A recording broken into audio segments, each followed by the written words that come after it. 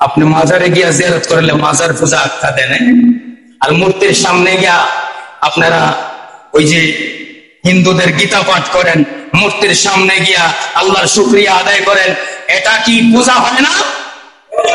এটা কি পূজা হয় না?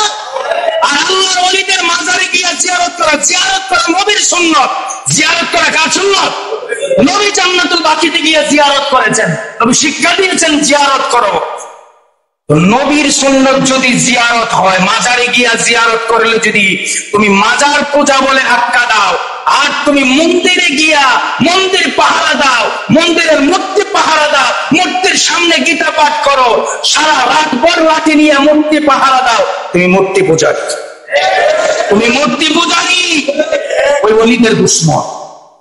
মনে রাখবা, গজব চিরে আসবে, গজব আসবে, আসবে, গজব আসবে। করোনা আসছিল না?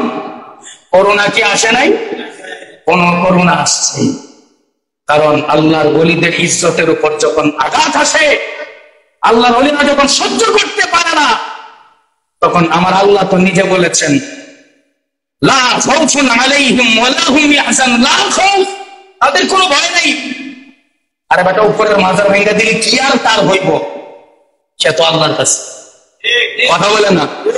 তুই মনে করছ মহিলা পয়সা কইলা গেছে, আল্লাহ কয় ওয়ালা তাকুলু লিমান ইউকতালু ফি সাবিলিল্লাহি আমওয়াত বাল আহইয়াউ ওয়ালাকিন লা তাশউরুন। তুই মনে করছ মরে গেছে, আর আমি আল্লাহ বললাম এটারে মৃত বলে ধারণাও করা যাবে না।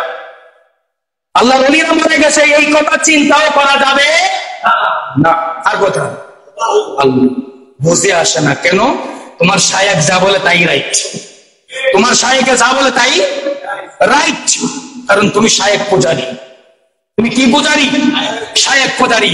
তোমাকে হাদিস, কোরআন হাদিসের দলিলের বস্তা বইরা যদি তোমাকে দেওয়া হয়, তারপরে তুমি মানবা?